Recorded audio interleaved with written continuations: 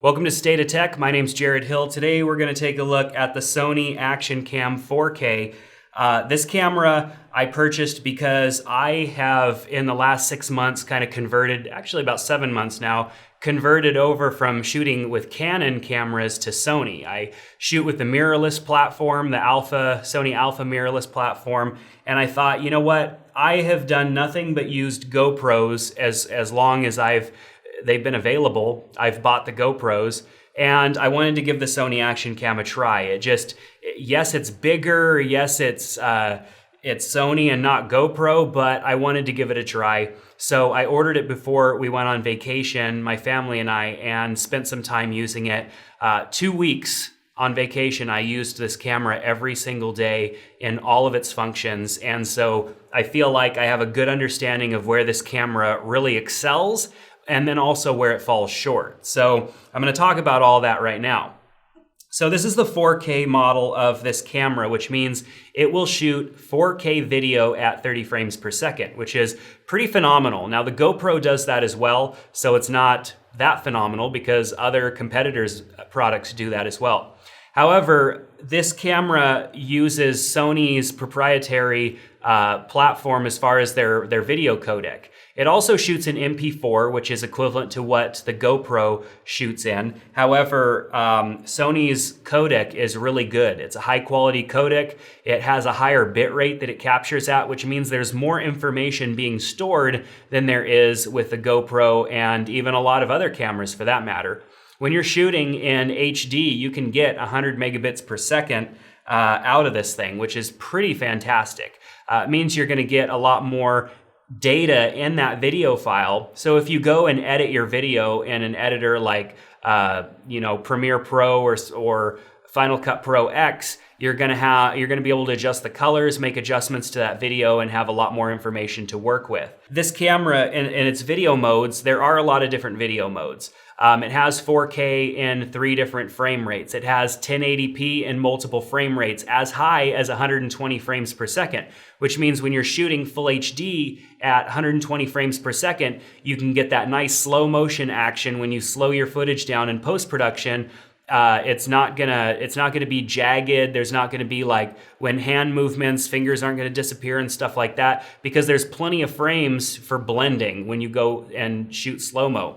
Going down into 720p, you get 240 frames per second. So if slow-mo is what you're looking for, you can go down to that 720p with that 240 frames per second and get some really clean, super slow motion out of this little camera, which is great. However, I prefer to stay at the 1080p, and if I need slow motion, I'll deal with the 120 frames per second as opposed to a smaller image, which is what 720p is. It's a smaller image. When shooting video in this camera, you have several different ways to do that with the different frame rates, the different sizes, the different video codecs. So you have some more options where other cameras only give you one file format and they only give you maybe a couple of different frame rates. This camera gives you a lot of options, and all of those options are available in the menu. Even though this remote is great, and I really enjoyed using this remote because it has a live preview screen, you don't need it. You can do all of your settings right from within the side of the menu on the side of the camera. The menu is a little convoluted because of all of those features that are there, but at least you can get to them. With the newer GoPros, they really want you to use the remote or their GoPro app, and so that means you have to carry either the remote with you, which doesn't conveniently mount on your wrist, or you have to use the app, and then if your smartphone's not waterproof or whatever, you've got to take your phone wherever it is that you're going so that you can set up your shot.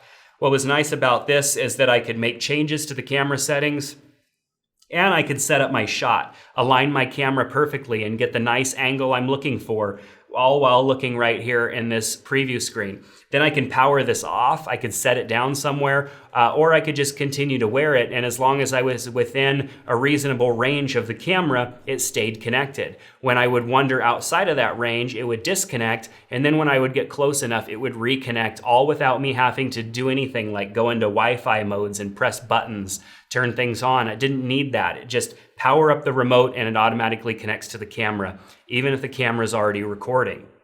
So video quality out of this camera is great. I pretty much used it all the time with the waterproof case on it. I don't know why. I think it's simply because we were traveling and I didn't want to leave the waterproof case somewhere where I'd forget it. We would be at a hotel room and then we'd leave for the day, and who knows where we were going to end up, because our trip was kind of planned in a way where we had some things that we were going to do, but who knows where we would have ended up. If I didn't have my waterproof case, then I wouldn't be able to go underwater with the camera. However, the camera by itself outside of the case is splash proof. That's something that's nice, because if you don't want to carry around this big case because you know you're not going to be submerging the camera, this is splash proof, which means, if it's raining lightly and it gets wet, it's not going to hurt it. If you get splashed with water, it's not going to hurt it. It's a pretty well-sealed camera. Another thing when shooting video, this has a stereo mic, which is great. The stereo mic allows you to get good quality audio. Even when it's in the case, the stereo mic does a pretty good job. Sony has a lot of experience building this type of equipment, and it shows in this camera. When trying to cut down wind noise, this camera does a much better job than a GoPro. The audio quality in general is much better with this camera than it is a GoPro. However, it's still a tiny camera. The audio quality isn't going to be that good compared to a bigger camera with a nice microphone. So when you have the camera outside of its waterproof case, which is obviously huge and bulky, it becomes a pretty decent, manageable sized device.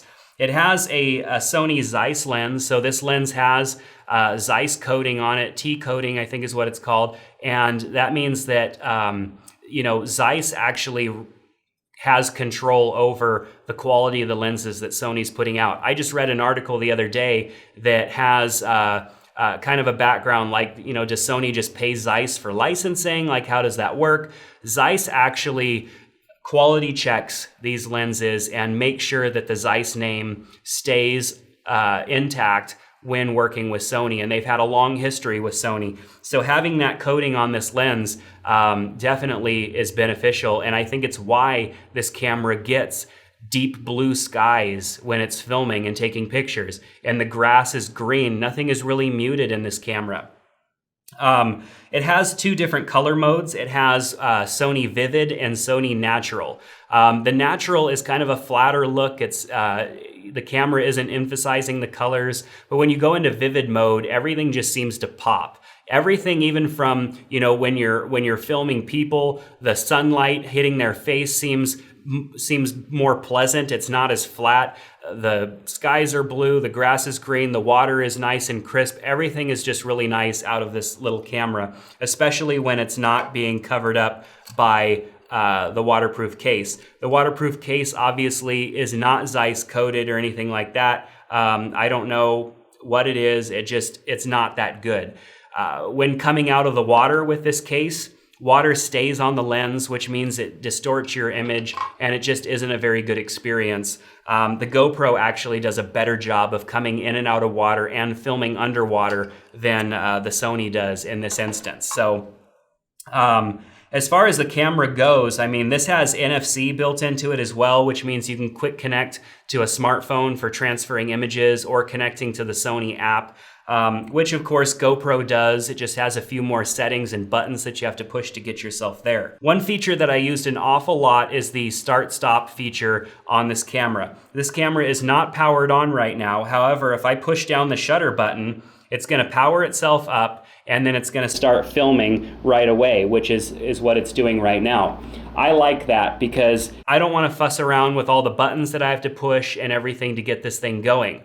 GoPro kind of figured that out recently with their GoPro Hero 4 Session, which has the shutter button on top, and you just press it and it starts filming. It's instantly ready to go, which is an action cam. That's kind of what you want. You want it to get going right away. You don't want to have to mess with settings. And that's definitely one of the reasons why I shot a lot of video and took a lot of photos with this little camera while I was on vacation. So looking at other features of the camera itself, on the back door here, you can pop this open and it gives you access to the battery and also the micro SD card. You also have an HDMI out and a charging port, which is USB, a micro USB here. So you never really have to take the battery out of this device. You can simply plug in USB and charge it, and it's charged within, an hour, I think was the most time that it took. And then you have HDMI out in case you want to plug that into a TV or some other sort of external recorder for recording your video. The batteries for this camera are a bit expensive. GoPro's batteries are about $20. The battery for this is $45. I found one at Best Buy for $44.99, which I think is really expensive for a battery for a little camera like this. The battery does last longer in this camera than it does in a GoPro. However, you could buy a couple of GoPro batteries for the price of the battery of one of these Sonys. So when we mount this, when we close this door on the back and slide the little lock, it can also pop open and give you access to that charging port and that HDMI port without, without having to open the other half of the door. This was kind of confusing to me because it doesn't maintain the splash proof. If you open this, then your ports are exposed, so you're losing the splash proof ability of it. Why not just have the whole door pop off? It was kind of a confusing setup to me as to why they chose to do that. However, it is the way that it is. So this camera is definitely a great camera. Is it comparable to the GoPro? Yes, it's very comparable to the GoPro Hero 4 Black, which is the same price as this Sony 4K action camera. When you buy the remote's an extra about $100, and it comes as a kit. So you get the remote, you get this. I ordered it off Amazon. I also got a case for that price. So that was kind of nice. If I was to buy the GoPro and their remote, it still would have been a little cheaper, not by much, but I feel that the preview screen that comes on this remote makes up for the fact that this remote package, technically with the camera and everything, is $599 currently on Amazon. Below this video, I'll provide the link to that so that you can click on it and check it out. I'll send you the link to both the kit and the camera by itself so that you can check out the pricing differences. When taking photos and time lapses, this camera messed with me a couple of times. The photos are great quality. You have to make sure that you go and set up the quality that you want, which you can do in the menu or you can do in the remote. When shooting time lapses though, this only shoots images at 1920 by 1080 instead of the full size image that it will capture when it's in photo mode. I shot a lot of time lapses with this camera and kind of got frustrated later on when I realized that all of my time lapses, all the images in my time lapses were 1920 by 1080 instead of the full size image that this can produce, which is almost double, which actually is double that size. So I was limited in what I could do with those photos. They were basically only good for a time lapse. I couldn't crop in, which you could do if you were on a GoPro. And then those photos, the photo itself just wasn't as good of quality as a photo as if the camera had actually been taking pictures. So I was kind of bummed out about that, because I feel like one of the core reasons that you'd get one of these action cameras for is for shooting video and shooting time lapses. That's what I use them for. And this one just didn't do as good of a job with the time lapses. The time lapses it created were nice, but I wasn't able to do nearly as much with the photos as I would have liked to. And that was a limitation that I had no idea existed because it didn't say anything about that anywhere in the documentation for this camera. The photos are nice, they're good quality, they're not as good as, bigger cameras, but they're definitely very comparable to other action cameras, and like I said, the colors just really pop in this camera. The camera doesn't really have any manual settings just because of the type of sensor these action type cameras have. You can't do manual settings like adjusting your aperture and stuff like that. You're kind of stuck to some of the basic settings, and that's why they have things like natural color and vivid color and all these different frame rates and things, so you can adjust some things in the camera. It's not nearly as good as maybe a point and shoot like this Sony RX1000 Mark IV. So as far as an action camera goes, it's a pretty solid device. One last thing, as I'm just remembering, it has a microphone input, which is a nice addition as well. The microphone input allows you to plug in a nicer microphone and get really good quality audio out of your Sony camera. You can do that on the GoPro, but it requires an adapter, and that adapter also takes up your charging port, so you can't actually use the camera while it's charging anymore, which is a nice feature of the GoPro. The Sony action camera also has 1/4-20 mount in the bottom of the camera and the waterproof mount, which means you can mount this camera to pretty much anything. You can do that on a GoPro, but you can't do that without some sort of accessory. So is the Sony Action Cam worth the money? I think that it probably is, because with the video, it shoots fantastic video.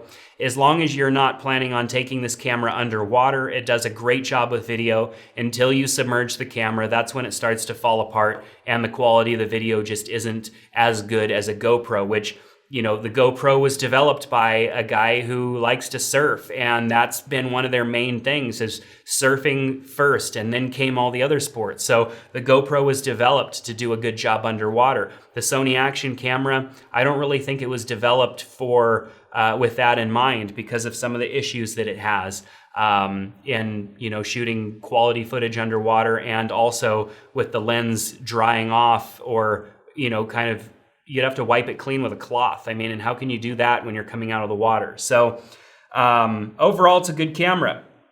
I bought it as the kit for $599. Is it worth $600 for all of this stuff? I don't really think it is, because there are so many other things you could buy for $600 that produce better quality footage. So if I was taking it underwater, that might be the difference, but I would probably go with the GoPro. Nonetheless, it is a solid piece of equipment. Sony did a great job producing this, and being able to match the price of the GoPro was definitely a plus as well. So if you are hardcore Sony and you want some of the Sony features that are very typical with Sony cameras, then like the Zeiss lens, steady shot, GPS, all of that stuff, these are some good things to have with the Sony. However, the GoPro there seems to be more there for the GoPro. So Sony 4K action camera, definitely a fantastic camera. If it was $100 cheaper, I would be singing its praises, and I probably would buy a couple more and just shoot with these primarily when I needed small compact cameras. However, they're the same price as the GoPro. There's more available for the GoPro, so I might just stick with the GoPro. So let me know what you think in the comments underneath this video. I know everybody has strong opinions about this stuff. I'd love to hear what some of you have to say about the Sony action camera. Have you used one? Are you a fan of Sony? Are you a GoPro shooter considering trying out a Sony? I'd love to hear about that stuff. And then of course the links are provided in the description, so you can check out the exact camera that I purchased off of Amazon. Thanks a lot for checking out this video. I hope you subscribe to our channel, where we have lots of other stuff available for you to check out that is action cam related, mobile technology, and all that fun stuff. Thanks for checking out State of Tech, and we'll see you next time.